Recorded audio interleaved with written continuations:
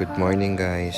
So eto, papunta tayo ngayon sa Victor Statue dito sa Bridgetown Estate. Napakagandang iconic statue nito dito sa Pasig City. Ayan. 32-hectare development ng Robinsons Land Corporation.